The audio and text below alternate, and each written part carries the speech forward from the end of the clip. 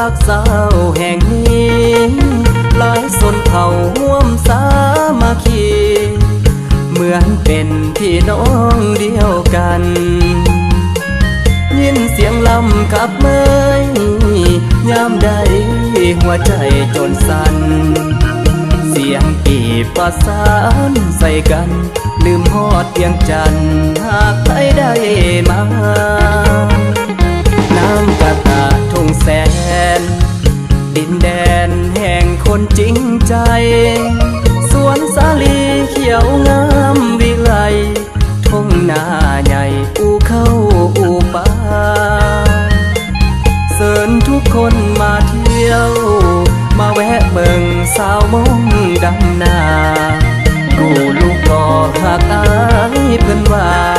น้องจะพาไปหาลัวเป้ฟืนภูเขาสูงสง่าเกินว่าพานางห้องไห้ตั้งห่างจากเมืองบ่ไกลเลี้ยวผ่านแสงไฟเมื่อยามค่ำคืนงามแท้ละนาหมอกกะจ้าไหลมาเปลี่ยนคืน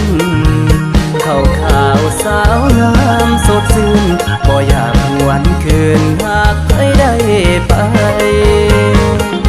ห้วยน้ำเย็นทำบางกอนมือพักผ่อนสวนไปเที่ยวชมป่าไม้เขียวงามอุดมสมเป็นเมืองคนจริงใจด่านน้ำเผาทุ่งแปปิดใจแท้ตอนกินเหล้าให้เชิญพี่น้องอยู่ใกล้หรือไกลมาแวะเที่ยวได้ลักสาวแห่งนี้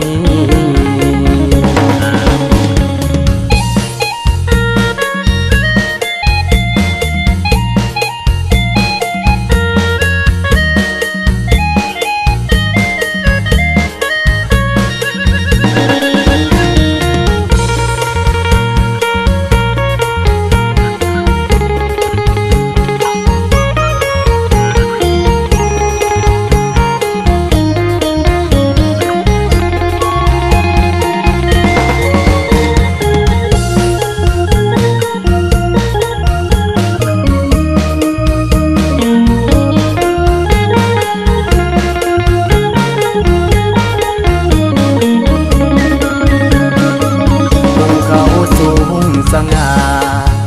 เกินว่าพานางห้องไห้ตั้งห่างจากเมืองบ่ไกลเลี้ยวผ่านแสงไฟเมื่อยามค่ำคืนงามแท้ละนาหมอกกะจ้าไหลมาเปลี่ยนคืน